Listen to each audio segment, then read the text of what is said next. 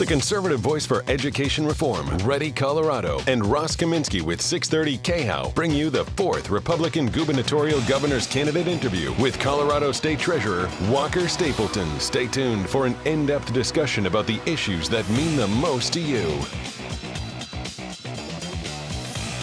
Well, good evening, everybody, on this fine Tuesday here in the Rocky Mountains. I am Ross Kaminsky, and you are indeed listening to the 4th Ready Colorado Town Hall with Republican gubernatorial candidates.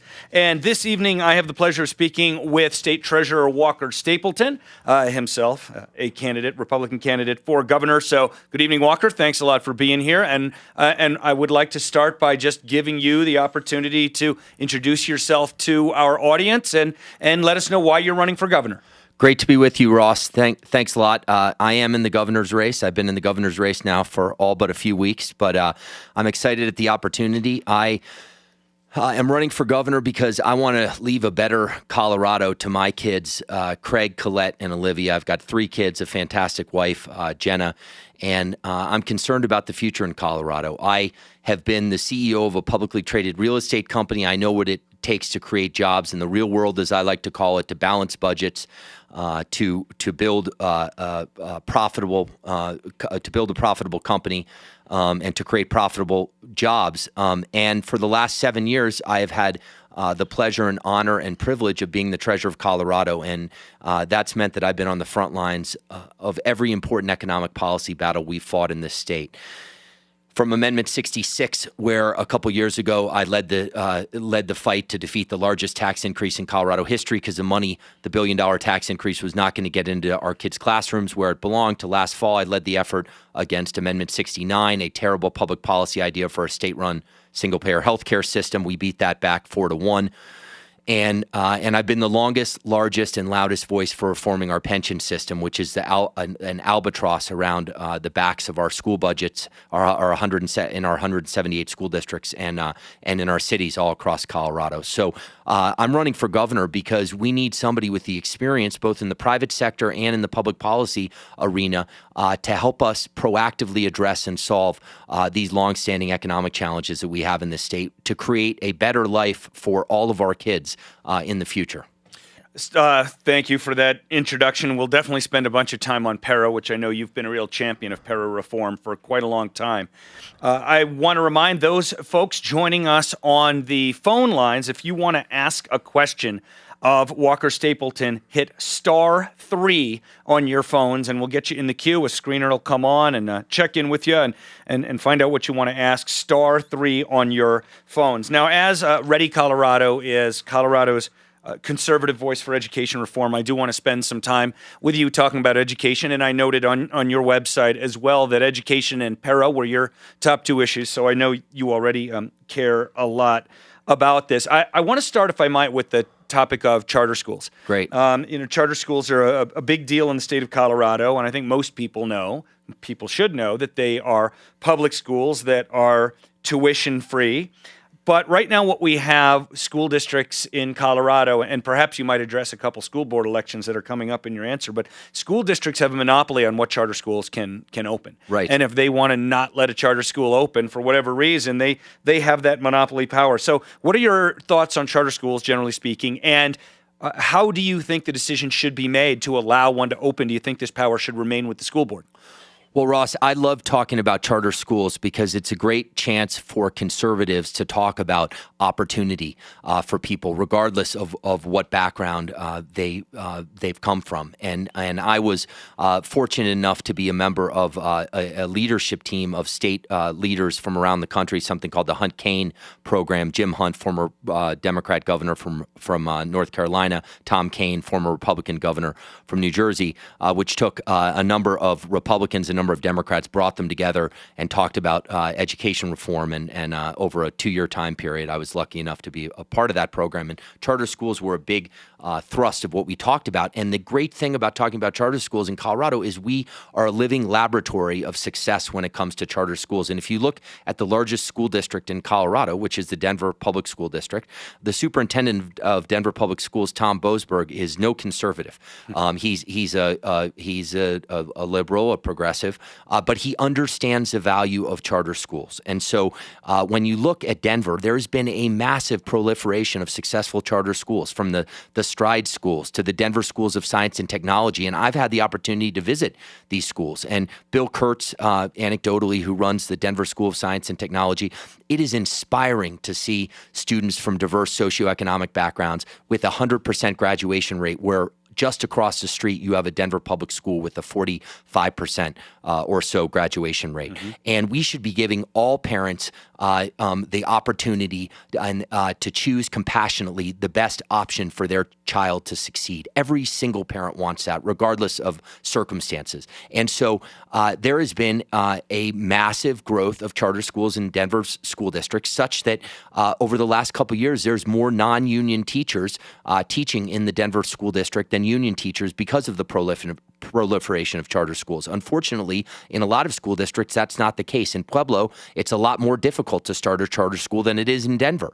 And the process is a frustrating one, because if the school district doesn't allow a charter to happen, you can appeal to the State Board of Education, and then it gets sent back to the school board, and then you can appeal again to the Charter School Institute. But it's really a death of a thousand cuts, because when you're trying to start a school, time is of the essence. And so people don't have time to, play volleyball back and forth with all these governing bodies. And so the process could and should be much more streamlined to potentially give the Charter School Institute a lot more opportunity to decide whether charters are going to work in a particular district, and not leave all the power residing at the district level. So just a yes or no question, would it be at least a conceivable policy position for you to allow the Charter School Institute to make the go or no-go decision? Absolutely. Recently, the state of Arizona adopted a particular kind of school choice plan that exists in some other states as well. Nevada has a successful one, and they're called ESAs, Education Savings Account. And it's a program where the state places money into an account that's controlled by a kid's parents. Right. And then the parents can use that money for a wide range of education-related expenses, Yep. whether tuition, tutors, whatever it might be. What are your thoughts about ESAs, and would you support that kind of thing here in Colorado? I'm a big fan. I think that there first needs to be a some sort of marketing or educational campaign around ESAs, because I think the perception, which is not an accurate one amongst many people, when they hear ESA or a savings account, they hear that and they assume that means voucher. And the fact of the matter is, ESAs can be used not just on private schools, but they can be used for special learners. They can be used for a more tailored learning program, and they give the parent who ultimately is invested in loving the child and wanting the best outcome the ultimate control for how to spend that money. And that's why I think it's such a powerful tool, because it's not just spent on private schools. It's saying, hey, I might have a kid that has special needs or is a special learner. How can I use this amount of money and spend it most effectively on my kid's needs, which I'm most familiar with because my kid is a member of my family and I deal with them every day. And it's a way of localizing to the most granular, basic level, to the level of the family, making the most of our education dollars. There was recently an event I saw in the news with several Republican candidates, a few Democratic candidates as well, and some of these education topics came up. And one of the questions that came up there was really a macro kind of question: is, does education in Colorado need more money? All the Democrats seem to say, yes, money is the problem. Yeah, right. And you, especially from the perspective of being the state treasurer, I want to know what you think about whether education in Colorado has enough money already. So I answer that question a lot, and starting from a real macro level, when I became treasurer, our state's budget was approximately $18 billion. The state's budget now is approaching $30 billion. That is explosive growth, obviously, of more than $1 billion every year I've been in office. And when I was the leader of the effort to defeat Amendment 66, I made the point, look, as a parent of 3 kids and a taxpayer, we're all collectively invested, you, Ross, me, Walker Stapleton, in the future of our public school education. But the answer is not just to throw more money at a problem with a lack of transparency and accountability for where the dollars are going. And a great way to look at it is that if you take a school kid in Colorado, each school kid in Colorado receives approximately $10,000 in funding. And the average public school class size is approximately 25 kids. There's probably 3 sections per grade in the average public school. So that's approximately 250,000 per class, 750,000 per grade level. The average teacher in a public school makes approximately $50,000. So that's $750,000 per grade level in a public school and $150,000 to the teachers. And I say to people, so what happens to the other $600,000? Where does it go? What happens to it? And people's eyes get big. And they say, well, that's a good question. I say, because it's not going in the classroom. It's going to administration. It's going to overhead. It's being redirected. And it is an incredibly inefficient and ineffective way to fund K through 12 education. I've been on a little bit of a soapbox myself on my morning show here on KHOW about the pay of, I've been picking on Jefferson County, but the superintendent there making, when you include benefits, $370,000. I simply don't understand it. And we can get to para, but you cannot have a conversation. A lot of people say, hey, Stapleton's become it sounds like a broken record when he discusses a pension system. You cannot have a meaningful discussion about the future vitality of our K through 12 education system in Colorado and not discuss the pension system. It is the biggest weight on the back of school boards in terms of mandatory unsustainable contributions. It is growing like a sinkhole and is crowding out the ability for us to spend dollars which are going to end up in the classroom. And we will definitely get to that, I promise. Our special guest, Walker Stapleton, State Treasurer. You are listening to the 4th Ready Colorado Town Hall with the leading Republican candidates for governor. If you're joining us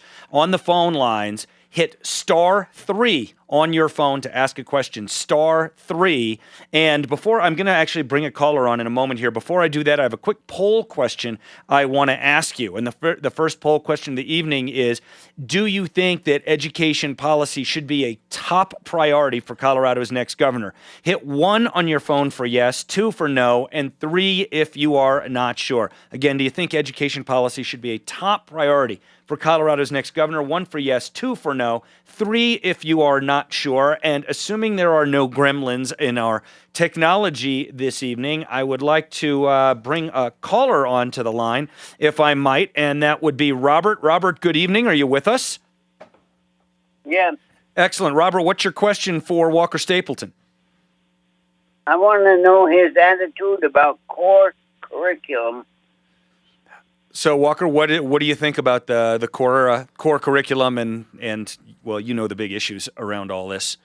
Absolutely. And around core curriculum, I would say that always I start with local control is best, and it is important to have some measure of testing, performance measurement, some comparable measures. But then it's going to be up to the local level to decide what is best for the students that they control. It's going to be up to the local school district. Leaving it to the federal government to design a curriculum is a disaster, because the federal government, whenever it tries to do anything, ends up screwing it up and making our lives more difficult. Even leaving it to the state, I think, is not a great solution, because different school districts have different challenges, and so I think we have to trust a base level of core curriculum for accountability and measuring where our students are, but we also it's imperative that we leave local control in place with the school district and the individuals who know the learners best in their particular area. Thanks a lot for that question. Now let me follow up on that. You sort of answered this, but I just want to get it all out there in black and white. There's been, over the last several years in this state, as you well know, because you've got school-age kids like I do, pretty big backlash against what a lot of people perceived as over-testing in the state of Colorado. Right. And there has been some, or fairly substantial, I guess, reduced testing in response. But do you believe that it is important to have a single statewide test? I mean, like on a per-grade level kind of basis, and why? I think there could be there's certainly a lot of people feel that there's too much testing. I think that there's a fine line between too much testing and no testing. So I think that there should be a base level test. It should be something that is not overly complicated. It should be something that can be streamlined. But then I would encourage local communities to come up with further measures of accountability that they have that they can institute to be able to measure whether they're achieving success or not. Again, we're talking with Walker Stapleton, state treasurer, Republican candidate for governor, on this fourth Ready Town Hall gubernatorial candidate interview discussion. If you want to ask a question, *3 on your phone lines. Right now we're doing education, but we are going to get to many other topics over the course of this hour. So don't be shy. And if you got a question that's about something other than education, just hold on a little bit, and we're going to do our very best to get as many calls in as we can. Walker, currently, taxpayer-funded school districts take union dues out of teachers' paychecks and pass that money along to the unions, which they frequently use to spend on political campaigns. Absolutely. And approximately $0 of the millions of dollars they get that way will go to Walker Stapleton or anybody else with an R near their name. That's a good bet. Do you think that public schools in Colorado should be performing this service for the unions? Absolutely not. I'm a living example of the frustration of that of what you just told the folks listening in, Ross, and that is when I was running for treasurer, I ran against the incumbent treasurer who I beat, and then I ran against an ex-congresswoman, and they ended up taking a lot of donations, campaign contributions directly from unions in the form of small donor committees, and I think it's wrong. And I think we individuals, school teachers, these men and women need to have full transparency around where their money is going and where it's being spent, and they need to have the option of checking a box that they don't want their money going to political donations, or maybe that they don't want their wages being garnished at all to go to union dues, or that they want to opt out of the union altogether. Right now, the process is not an easy, transparent, or obvious one for an individual to opt out, and it's subversive. It's not a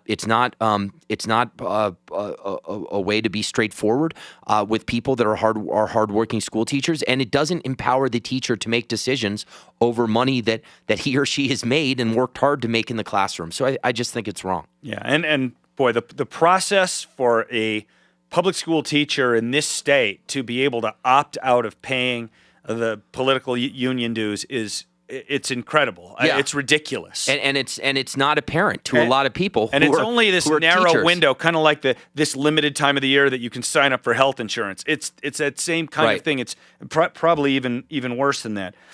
Several years ago now, I guess it was 2010, Colorado made some changes to the laws, the rules about K through 12 teacher tenure. They passed Senate Bill 191, but many teachers have retained that tenure status, and the process by which a teacher can lose tenure basically never seems to happen. What are your thoughts about K through 12 teachers and tenure? Well, I thought 191 would hold more promise for accountability when it comes to teachers. It has had some components that have worked well. For instance, the principal's involvement in a teacher, greater involvement, I should say, in a new teacher coming in.